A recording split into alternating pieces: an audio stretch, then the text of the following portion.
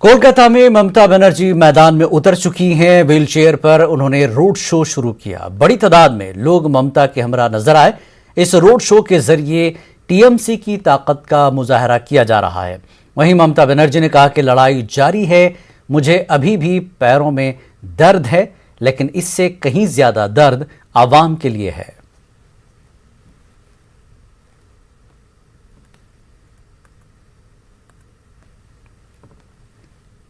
मरकजी वजीर बराए अक़लियती उमूर मुख्तार अब्बास नकवी ने तृणमूल कांग्रेस पर निशाना साधते हुए कहा कि टीएमसी पुराने फार्मूले पर अमल कर रही है और खुद अपना नुकसान कर रही है। उन्होंने कहा कि 2 तारीख को पता चलेगा कि दीदी का पैर जमीन से फिसला था या जमीन दीदी के पैर से फिसल गई। बंगाल चुनाव में गर्मी और सरगर्मी बढ़ती जा रही है। बंगाल चुनाव पर बात करने के लिए हमारे साथ मौजूद हैं केंद्रीय मंत्री मुख्तार अब्बास नकवी साहब। नकवी साहब, चीफ सेक्रेटरी ने जो रिपोर्ट दी, कहा कि ममता को जो चोट लगी थी वो कार के दरवाजे से लगी थी। देखो, ये पश्चिम बंगाल के चुनाव में जो टीएमसी है वो एक्सपायर फार्मूले और एक्सपोज सेल्फ गोल में लगी हुई है। अब ममता दीदी के पैर ज़मीन पे फिसले या ज़मीन जो है पैर से फिसल गई, ये तो 2 तारीख को पता लग जाएगा। लेकिन इतना ज़रूर है कि उन्हें इस बात को समझना चाहिए कि 20वीं सदी में 18वीं सदी का एक्सपायर फार्मूला नहीं चलता।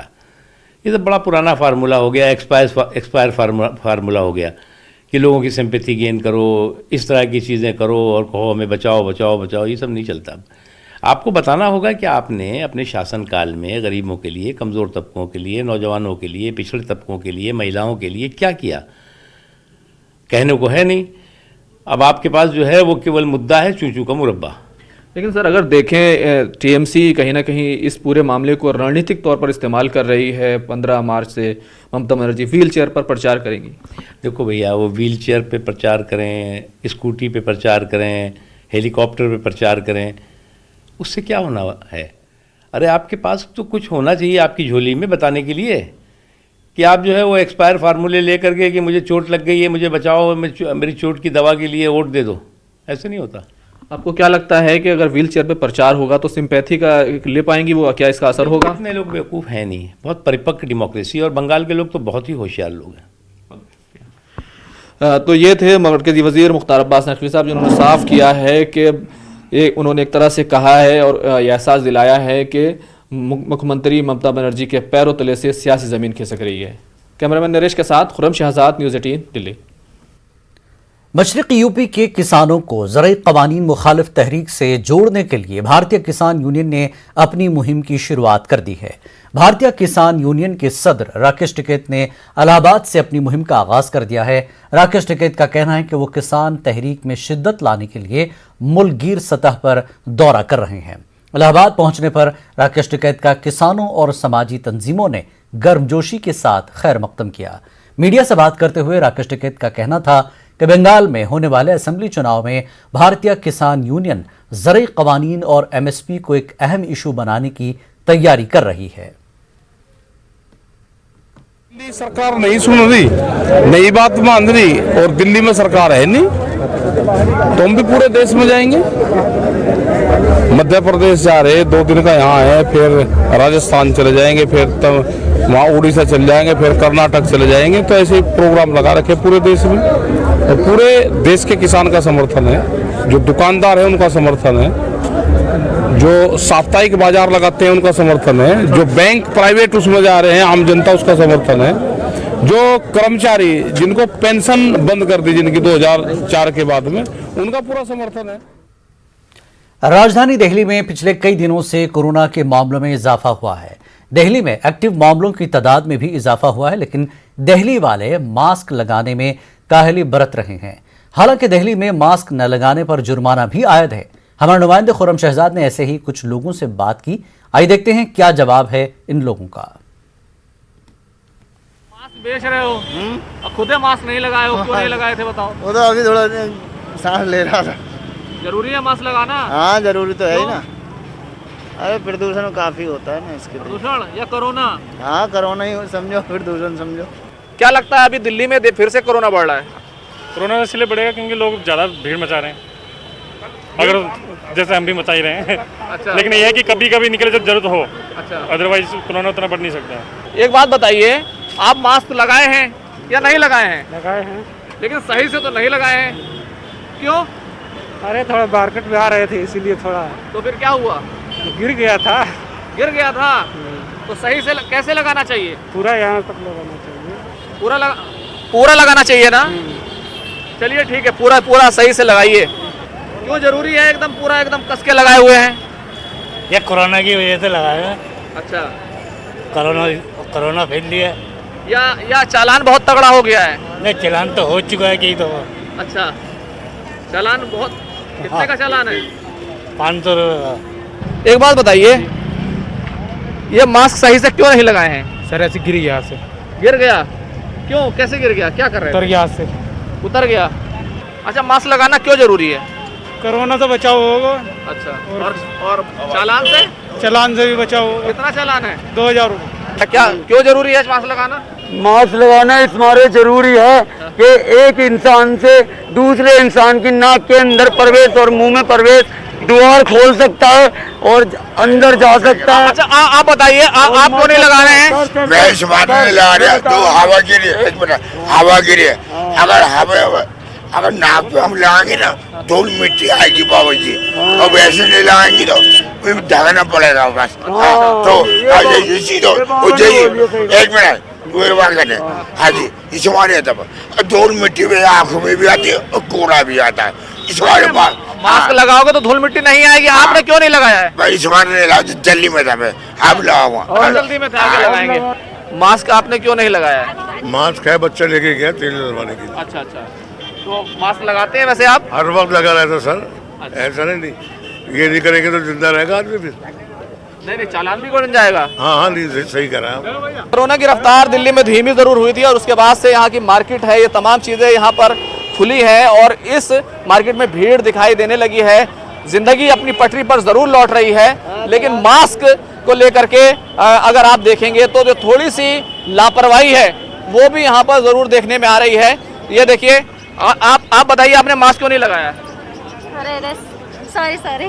देखिए, सॉरी बोलते हैं लेकिन मास्क ठीक से नहीं लगाते हैं। तो ये तमाम तस्वीरें हम आपको दिखा रहे हैं दिल्ली के जामा मस्जिद इलाके से। बिल्कुल लाल किले के सामने ये मार्केट है और इस मार्केट में हम लोग यहाँ पर आए थे और ये जानने के लिए कि दिल्ली में कोरोना का अभी कितना खतरा बना हुआ है। तो यहाँ पर आप देखेंगे तो ज़्यादातर लोग हैं उनके पास मास्क है। दिल्ली में 2000 रुपये का चालान कोरोना वायरस की वजह से जो मास्क नहीं लगाते हैं उनके लिए कर दिया गया है। लेकिन ज़्यादा लोग मास्क है, कुछ लोग ठीक से लगा रहे हैं और कुछ लोग ठीक से नहीं लगा रहे हैं। कैमरामैन नरेश के साथ खुर्रम शहजाद, न्यूज़ 18 दिल्ली। जैन समाज को 2014 में माइनॉरिटीज का दर्जा दिया गया है, लेकिन बेदारी न होने के सबब जैन तबके तक सरकारी स्कीमें नहीं पहुंच पा रही हैं। बेंगलुरु में मुनक्कदा जैन समाज के प्रोग्राम में इन ख्यालात का इजहार किया गया। इंसानियत एक धर्म नामी NGO की जानिब से मुनक्कदा इस तकरीब में सरकारी स्कीमों की जानकारी फराहम की गई। इस मौके पर समाजी शख्सियात और कोरोना वॉरियर्स को एजाज से नवाजा गया। मुल्क और पूरी दुनिया में अमन इत्तेहाद पर जोर दिया गया। आज भी भारत का अधिकांश जैन समाज माइनॉरिटी स्कीम्स के लाभ लेने से वंचित है। समाज को इस सारे लाभों की और माइनॉरिटी के माध्यम से मिलने वाले अधिकारों की जानकारी देना, ये आज के इस सेमिनार का मुख्य उद्देश्य था। जैन समाज भारत में सबसे ज़्यादा टैक्स देने वाला, सबसे ज़्यादा समाज सेवा के उपक्रम चलाने वाला और सबसे ज़्यादा दान धर्म करने वाला समाज है। इसके बावजूद इस समाज में भी 30% से अधिक लोग दारिद्र्य रेखा के नीचे बिलो पॉवर्टी लाइन रहते हैं। तो समाज के ऐसे उपेक्षित लोगों के लिए भी कुछ उपक्रम चलाए जाए। बेंगलोर में नहीं, कर्नाटक में नहीं, ऑल इंडिया में जो लावारिस बॉडी होती है उसका कोई पीछे आगे परिवार वाले कोई नहीं रहता है, उसका दाह संस्कार हमारी संस्था करती है। और हाँ, कर्नाटक में नहीं, अन्य भागों में हमारी संस्था काम करती है और कोरोना काल में पुलिसों के ऑफिसरों के साथ में बहुत हमारे साथ में काम किया है। आओ बिखेरे प्यार की खुशबू, स्नेह और सद्भाव की खुशबू, एक नए विश्वास की खुशबू, हर दिल में हो प्यार की खुशबू। आओ बिखेरे प्यार की खुशबू, आओ सबको एक बनाए, अपने दिल को नेक बनाए। हर मानव है अपना भाई, नहीं किसी से कोई लड़ाई। अकोला में अब भीख मांगने वालों के अच्छे दिन आ सकते हैं। जी हां, जिला इंतजामिया ने भीख मांगने वाले अफराद और बेघरों के लिए सहूलतें फराहम करने का मंसूबा बनाया है, जिसके लिए म्यूनिसिपल कारपोरेशन समेत मुख्तलिफ सरकारी मशीनरियां काम करेंगी। मंसूबे के मुताबिक म्यूनिसिपल कारपोरेशन और दीगर सरकारी महकमे शहर में फिरने वाले भिखारियों की छानबीन करेंगे। केस स्टडी करने के बाद इनके लिए लाहेअमल तैयार किया जाएगा।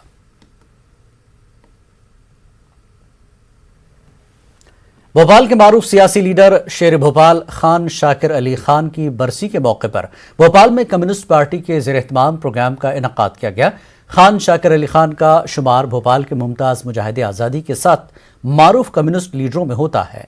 खान शाकिर अली खान भोपाल से 4 बार मेंबर असेंबली मुंतखब हुए और उन्होंने अपनी नुमाइंदगी से सभी तबक़ात में एतमाद हासिल किया। खान शाकिर अली खान की वलादत 1904 में भोपाल में हुई थी और 14 मार्च 1978 को भोपाल में इंतकाल हुआ था। इनकी समाजी खिदमात के ताल्लुक से दानिश्वर कुछ इस अंदाज में अपने ख्यालात का इजहार करते हैं। शाकिर साहब का समय वो था जबकि सरमाईदारी का खुल के प्रतिरोध किया जाता था। शाकिर साहब ने जनता की आवाज़ बन के इस शहर का ही नहीं पूरे देश का, पूरी दुनिया में महत्कशों की तहरीक को और वामपंथी राजनीति के महत्व को स्थापित किया। एक मकान था छोटा सा, मैंने देखा है, वो 4-5 कमरे थे, सब कमरे कच्चे थे, नीचे कुछ नहीं था, मिट्टी का फर्श था और ऊपर मतलब उसके कदमों की छत थी। वो आदमी जो जीवन भर एक ऐसे मकान में रहता रहा जिसको झोपड़ी भी कहें तो अलग ना होगा, वो चाहता तो कहीं भी एमएलए रेस्ट हाउस में रह जाता जाके, वो चाहता तो एमएलए की जो ज़मीनें दी गई थी वो ले लेते, लेकिन उन्होंने इसमें से कुछ नहीं दिया। उनको जो तनख्वाह मिलती थी उसका ज़्यादा हिस्सा वो उसी पे इस्तेमाल कर देते थे जनता के ऊपर। और सबसे बड़ी बात ये थी उस ज़माने में कि कम्युनिस्ट पार्टी के जो लीडर और वर्कर थे उनको एक ख़ास रकम पार्टी को देना। अक़लियतों के लिए दीनी और असरी तालीम का एक साथ हुसूल एक बड़ा मसला है। मदारिस से दीनी तालीम हासिल करने वाले अक्सर असरी तालीम से पिछड़ जाते हैं और असरी तालीम हासिल करने वालों को दीनी तालीम हासिल करना मुश्किल होता है। इन्हें ज़रूरतों को ध्यान में रखते हुए कानपुर के चिश्तिया नगर में एक इंग्लिश स्कूल शुरू किया गया है, जहां बच्चों को दीनी और असरी दोनों तालीम एक साथ दी जाएगी। हाँ, मैं तो ये चाहता हूँ कि इस तरह का कोई बिल्कुल बाकायदा चेन होनी चाहिए और हर इलाके में ऐसे स्कूल होने चाहिए जो बच्चों के दीन की समझ पैदा करें और प्लस मॉडर्न डे जो एजुकेशन है ना, ये एजुकेशन तो देखिए जनरल नॉलेज है, ये हर वक्त चेंज होती रहती है ना। मुस्लिम माइनॉरिटी समाज में जिस तरीके से तालीम की कमी रही है, तालीमी बेदारी को देखते हुए सालिम भाई ने अपनी कोशिशों से मुस्लिम और ख़ास तौर से माइनॉरिटी के उन लोगों के इलाकों में जहाँ पे तालीम नहीं पहुँच सकती, इन्होंने बहुत ही अच्छे अंदाज में इस तरबिया एजुकेशन सोसाइटी के ज़रिए जो आज ये इस इंस्टीट्यूशन का जो आज इनॉग्रेशन किया है, यकीनी तौर पर ये काबिल तारीफ़ है।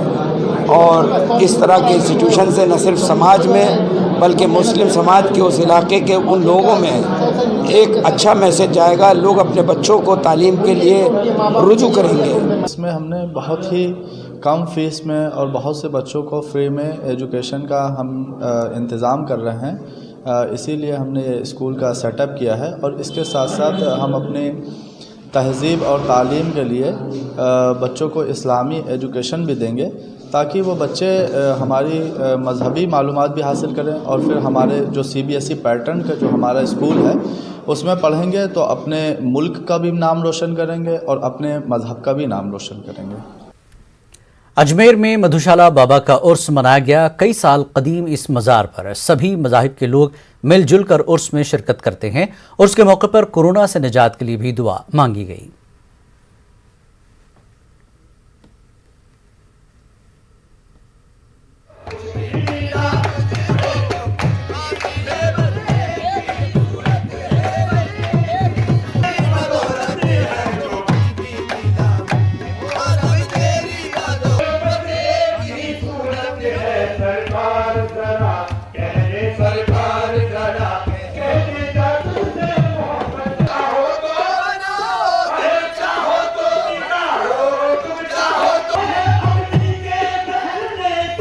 आज उर्स हज़रत मदूसा शहीद रहमतुल्लाह ताला अलैह का है, जो हर साल की तरह इस साल भी कदीमी तरीके से मनाया गया। इसमें सभी धर्मों के लोग शामिल हुए और आज महफिल कुल की चल रही है। 1 बजे कुल होगा, उसके बाद लंगर का आयोजन है और समस्त प्रोग्राम सरकार की बारगाह के मुतवल्ली मोहम्मद कमर बेग की सदारत में हो रहे हैं और 1 बजे कुल होने के बाद लंगर तकसीम किया जाएगा, फिर दस्तार की जाएगी। ये कदीमी उर्स है हज़रत मदूसा शहीद रहमतुल्लाह अलैह का, जो चांद की 28 और 29 तारीख को मनाया था, 2 दिवसीय उर्स। इसमें हर धर्म के, हर मिल्लत के लोग हैं। हमारा जो दरगाह बाजार एरिया मार्केट एसोसिएशन के लोग हैं, यहाँ पर रहने वाले लोग हैं, हिंदू मुस्लिम सिख ईसाई सभी ने यहाँ पर चादर पेश करी है। सर करीबन 10:30 बजे एक जुलूस के रूप में आकर के, और अभी महफिल चल रही है, कुल होएगा, कुल के बाद लंगर का आयोजन किया गया। साबिक सदर जमहूरिया डॉक्टर APJ अब्दुल कलाम के मिशन से तरगीब हासिल करते हुए बेंगलुरु में चंद अफराद ने ईजी एजुकेशन का सिलसिला शुरू किया है। दीपक और रुबीना कौसर और दीगर की कोशिशों से कायम इस तालीमी इदारे में नौजवानों को रोजगार से जोड़ने के लिए मुख्तलिफ कोर्सेज चलाए जा रहे हैं। नर्सरी टीचर्स ट्रेनिंग कोर्स में इदारे ने खवातीन की 50% फीस माफ करने का ऐलान किया है। साथ ही अंग्रेजी सिखाने का मुफ्त कोर्स भी शुरू किया गया है। एजुकेशन इंस्पायर्ड अब्दुल कलाम से हुआ है। हम लोग का विजन और क्या है, यूथ के लिए हम लोग अपॉर्चुनिटी देने के लिए कर रहा हूँ। हम लोगों को सोसाइटी में ये एम्पावरमेंट देना है, वुमेन्स एम्पावरमेंट के सोच को बदलो, दुनिया बदल जाएगी। सर ने ऐलान किया कि NTT जो नर्सरी टीचर्स ट्रेनिंग है, जो बहुत ही मुश्किल में थे लॉकडाउन के पीरियड में, तो उनको हम लोग 50% फ़ी कम कर देंगे और साथ में स्पोकन इंग्लिश क्लासेस जो बहुत ही ज़रूरी है आजकल के माहौल को देखते हुए, तो ये भी हम लोग फ्री करवा रहे हैं। वक्त एक ब्रेक का, ब्रेक के बाद फिर लौटेंगे।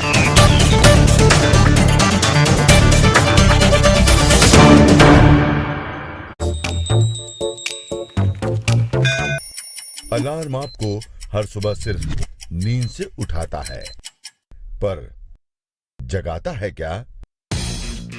मुल्क की हर खबर पर रहेगी हमारी नजर, इसलिए हम लेकर आए हैं आज की ताजा खबर। सुबह के 9 बज चुके हैं। ताजा खबरों की शुरुआत करेंगे, लेकिन सबसे पहले नजर हेडलाइंस पर। तो अब सिर्फ उठिए नहीं, जागिए। मुल्क के हर कोने में फैला है जहरीली वबा का कहर, लेकिन हर वक्त हर पल मुस्तैदी से निभाते हैं हम अपनी जिम्मेदारी, ताकि मिले आपको हर शहर की हर खबर। देखिए खास बात इंडिया न्यूज़ 18 उर्दू पर।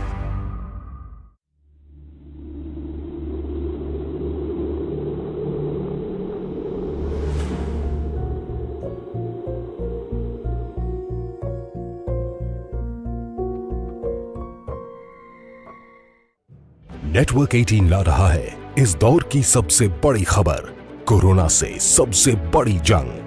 1200 रिपोर्टर, 20 चैनल और 15 भाषाएं। हम बाहर निकलते हैं ताकि आप घर पर रह सकें। 55 करोड़ दर्शक का मजमूई तौर पर पुरअमन इख्तिताम अमल में आया। महबूब नगर, रंगारेड्डी, हैदराबाद और वरंगल, खम्मम, नलगुंडा ग्रेजुएट हलकों में सुबह 8 बजे से शाम 4 बजे तक पोलिंग हुई। पोलिंग मराकज पर सिक्योरिटी के कड़े बंदोबस्त किए गए थे। महबूब नगर, रंगारेड्डी, हैदराबाद हल्के में 93 से ज्यादा उम्मीदवार इंतखाबी मैदान में हैं। वरंगल, खम्मम, नलगुंडा हल्के से 71 उम्मीदवार मैदान में हैं। 10 लाख से ज्यादा ग्रेजुएट राय दहिंदों के लिए 1530 पोलिंग स्टेशन कायम किए गए थे। दुबाक असेंबली हल्के के ज़मीनी इंतखाब और ग्रेटर हैदराबाद म्यूनसिपल कॉरपोरेशन के इंतखाबात में TRS ने कमजोर मुजाहरे के बाद 2 MLC नशिस्तें जीतने की हर मुमकिन कोशिश की है। TRS ने साबिक वज़ीर आज़म PV नरसिम्हा राव की बेटी को उम्मीदवार बनाया है। बीजेपी ने मौजूदा MLC रामचंद्र राव को और कांग्रेस ने चिन्ना रेड्डी को। TDP के उम्मीदवार L रमना है और साबिक MLC प्रोफेसर नागेश्वर अहम उम्मीदवार हैं। वरंगल, खम्मम, नलगुंडा हल्कों से TRS ने मौजूदा MLC P राजेश्वर रेड्डी को उम्मीदवार बनाया है, जबकि बीजेपी उम्मीदवार G प्रविंदर रेड्डी हैं। तेलंगाना जन समिति लीडर M कोदंडाराम भी मुकाबला कर रहे हैं। राय दहिंदों ने उम्मीदवारों की किस्मत का फैसला कर दिया है। 17 मार्च को इनकी किस्मत का ताला खुलेगा। आंध्र प्रदेश में 10 मार्च को बल्दी इलेक्शन के लिए डाले गए वोटों के नतायज को गिनती के बाद ऐलान कर दिया गया है। हुक्मरान जमात वाईएसआरसीपी ने क्लीन स्वीप किया है। वाईसीपी ने 11 कारपोरेशन और 74 म्यूनिसिपैलिटीज में कामयाबी दर्ज कराई है। तेलुगु देशम, बीजेपी, कांग्रेस और लेफ्ट बाज डिविजन्स में कामयाबी हासिल हुई है। हिंदुपुर में एमआईएम ने 1 सीट पर कामयाबी हासिल की है। बल्दी नतायज के बाद वाईएसआरसीपी के कारकुनों में जश्न का माहौल देखा गया। पार्टी कारकुनों ने एक दूसरे को मुबारकबाद पेश की और साथ ही आतिशबाजी की गई। चिल्का रावपेट और एल्लोर के नतायज को हाईकोर्ट की हिदायत के बाद रोका गया है।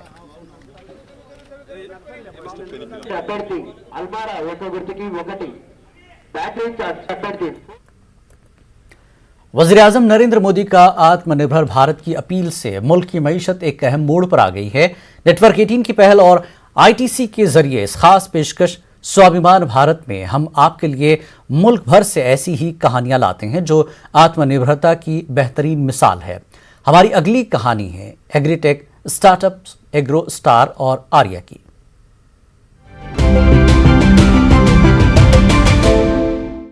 दो 2013 में स्थापित एग्रो स्टार 2 भाइयों शार्दुल और सितांशु सेठ ने शुरू किया। इस स्टार्टअप को किसानों को हर तरह के कृषि समाधान देने के उद्देश्य से शुरू किया गया था। डेटा एनालिटिक्स, एग्री इनपुट्स और टेक्नोलॉजी के माध्यम से समस्याओं के समाधान देता है। We've taken the responsibility to empower and enable them, to give them the right information and the right knowledge, the right tools so that they can make the right decision for their farm and enable them to increase their productivity and their income. कटाई के बाद की सभी जरूरतों को पूरा कर रहा है ये अगला स्टार्टअप आर्या, जो कृषि से जुड़े व्यवसायों को सरल बना रहा है। आर्या किसानों को फसल के लिए उनके नजदीक के सबसे बड़ी भंडारण सुविधाएं उपलब्ध करा रहा है। साथ ही इनके पास फ्यूमिगेशन, गुणवत्ता परीक्षण और मूल्यांकन की सभी सुविधाएं मौजूद हैं। We operate a large number of warehouses in the country. We also offer finance against the commodities that are stored in our warehouses. We help farmers sell the produce to a large number of entities, and all of this is done through a digital platform which is a2zgodam.com. एक आत्मनिर्भर भारत के निर्माण में अहम भूमिका निभाते हुए आर्या और एग्रोस्टार जैसे एग्रीटेक स्टार्टअप स्वाभिमान भारत के लिए गर्व और प्रेरणा का स्रोत हैं।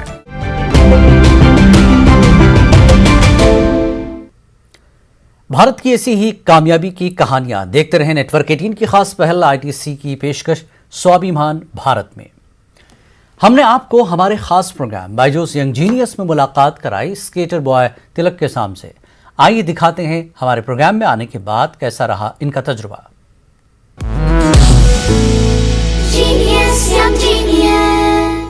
बायजूस यंग जीनियस के इस मंच पर कुछ ऐसे करामाती बच्चों से हम मिलवा रहे हैं आपको जिनको देखकर आप कहेंगे वाह।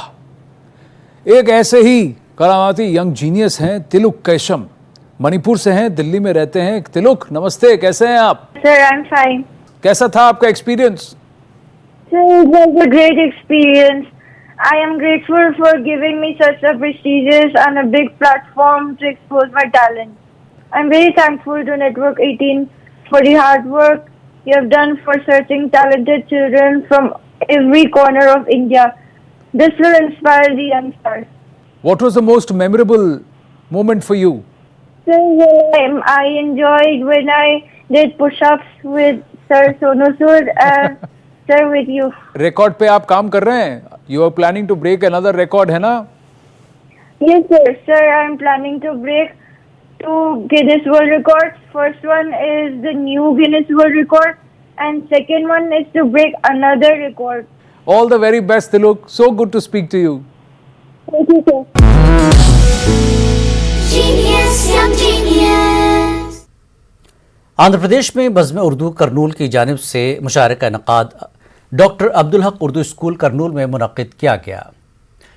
मुशायरे की सदारत अज़मत करपवी ने की और मेहमान खुसूसी प्रोफेसर बशीर अहमद ताबिश रहे।